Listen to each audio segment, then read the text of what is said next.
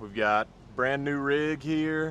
Got built by Millscale over the last few weeks, just in time for our massive turkey cook for Thanksgiving. Merc here has 24 briskets on right now. Maurice has 12. They've got a little bit of color, but they're just getting going right now. 4 bones to a rack. So right now we've got kind of the skinnier side of the bone facing the fire. They'll end flipped fully around with that fatter flat bone facing the fire. So what would you say is the biggest mistake that backyard pitmasters make at home?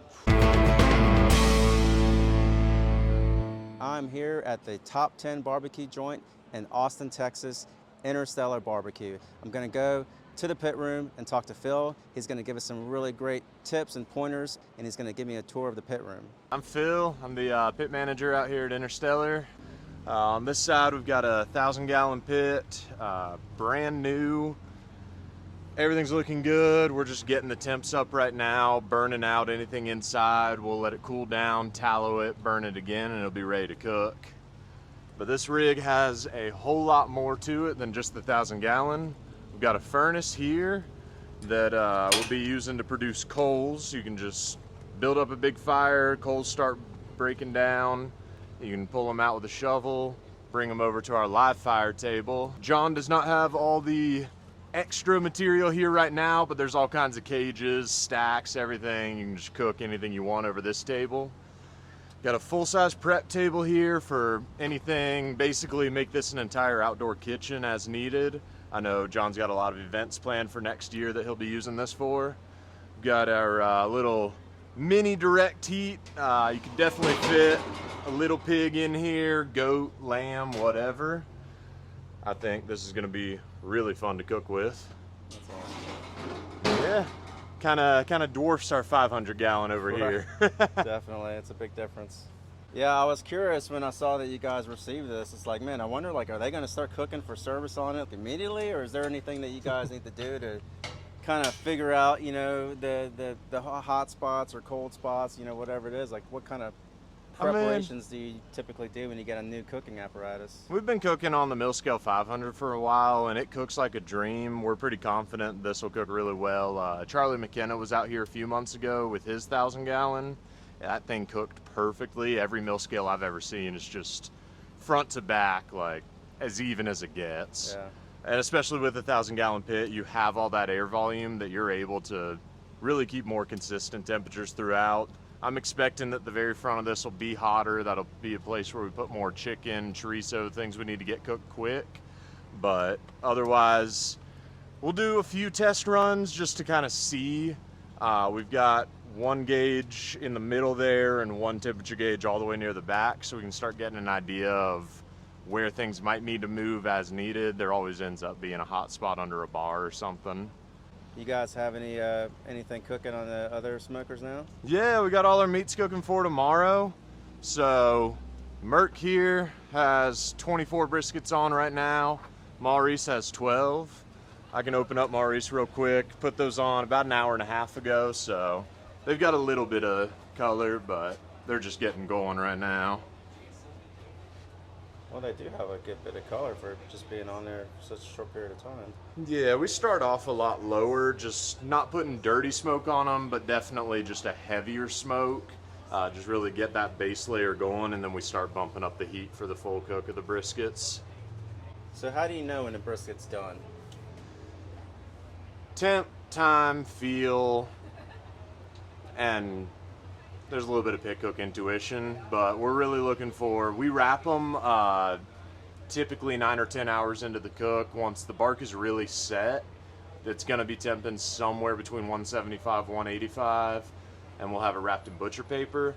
Once that butcher paper wrap is done, we'll go 2 or 3 hours before we're like, all right, it might be starting to get there. Start feeling around the lean, it's going to be a little more loose. You know you're on your way. Your point's going to be further along already, so you got to be really watching that. That's where the temperature comes in more, making sure that doesn't go over 202, 203s when it's probably starting to get to a point where you're not going to get the nice slices on the board, and you're still wanting to get that lean up into the upper 190s into 200, making sure the whole thing is just able to be cut and have a minimal loss on the board. Okay. So what time do y'all typically finish cooking the briskets? Like how long is the total cook? If we're starting at 11, they'll usually be coming off between 11 p.m. and 1 a.m. It's a 12 to 14 hour cook most of the time if everybody's doing everything right. We've got 2 shifts that split the brisket cook, so we keep a log on just every hour what's happening, so that the second guy, once he's coming in, kind of can get his bearings and know how to proceed with the cook. Okay. And then when you pull them off the smoker, are you immediately putting them in a holding oven, or do you let them rest for a little while first? Or? We'll let them rest down. If it's a mild day, they might be sitting out on a speed rack out here for a little bit. If it's too cold or too hot, we'll move them in just to get more of a room temperature gradual decrease. Once they're below 160 degrees, they'll go into a warmer that's set about 150 overnight. So on these briskets, you mentioned that you wrap the beef ribs with tallow. Do you also do the same with the briskets? Briskets, our cutters, they'll kind of make a judgment call in the morning once they're going through sorting them out if they need to add a little bit of tallow on the end of it. But throughout the cook with the brisket, we're just letting the meat do its job.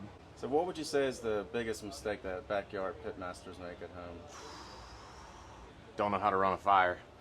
That is the number one issue. Is every cooker is going to cook different, every piece of meat is going to cook different, but if you can start getting that grasp around how your fire's working and how you can work in a relationship with it, your cooks are going to get a lot better really quickly. Well, we had the lamb shoulder yesterday, and that kind of blew my mind because I was actually going to skip it because I just thought it would be like, like pulled pork, which I typically don't get, but completely different flavor profile, like very flavorful. Glad I got it. Like, what do you guys season that with? And yeah, so our lamb is one of my favorite things on the menu. I come from North Carolina originally. I grew up around pork. I was shocked that we had pork offerings on the menu, but no pulled pork. But then as I tried the pulled lamb and I started cooking it, I realized, it's one of the best things we've got. So we'll do it a little barbacoa style. We'll get 6 hours of smoke on it. We'll take it out, get them into hotel pans, 2 or 3 to a pan. And then we'll wrap those like sealed really tight and put them in the oven on just a low setting for another 4 to 5 hours, just braising in its own juice. Gets up to about 200 degrees. We'll typically pull out around 195 at the most. Make sure it's tender. Like if you wanted to, you could pull the bone right out, but it's got just a little give in it. Let that sit in the warmer all night, and in the morning, our morning crew will pull that lamb, get the right amount of fat separated out, because lamb fat just doesn't, even once it's rendered, it's not a good bite. So getting that out, but letting the jus go back in. We'll add a little bit of salt and a little bit of rice vinegar as needed. The rice vinegar is a more mild vinegar that'll just cut through the gaminess of the lamb. But seasoning on the front end of it is just our brisket rub with salt, pepper, and garlic. Okay. So seasoned salt, pepper, and then once you shred it, you're adding a little bit more salt, you said? As needed, yeah. Okay. It was phenomenal. That's incredible. And that lamb taco with the avocado crema is just amazing. We also got the short rib with the chimichurri, and that was phenomenal. Absolutely. We got the short rib cooking over there right now on true. Keeping that fire a little closer to 250 for the entire cook. We'll rotate those every couple hours, try to get a lot of evenness all the way around. Okay. And then those will rest overnight in beef tallow. It's such a tender bite. And using that short plate rib rather than like the dino rib up on the rib cage, you get more meat instead of half fat, half meat, some weird uneven cooks. We just get a really nice, like that whole bone of meat is worth eating. Yeah. Well, it's definitely price-wise a lot more palatable for a consumer to buy beef ribs. So. Oh wow, okay. So these are still early on so in their cook. It's 4 bones to a to a rack, you'd say? Yeah, 4 bones to a rack. So right now we've got kind of the skinnier side of the bone facing the fire. They'll end flipped fully around with that fatter flat bone facing the fire. That's the place where the meat's starting to curl up by the end. As we go on, it gets more prevalent and obvious. That's your brisket rub, I would imagine, right? On the beef ribs, and then the chimichurri. It's similar. It's salt, pepper, garlic, a little bit different ratios. Okay. We add parsley as well. So how did you get started in barbecue? Growing up in North Carolina, I was around it all the time. It was always my favorite food to eat. Sometime just after college, I got just a real crappy little charcoal grill with a little firebox on the side, figuring out what to do with that.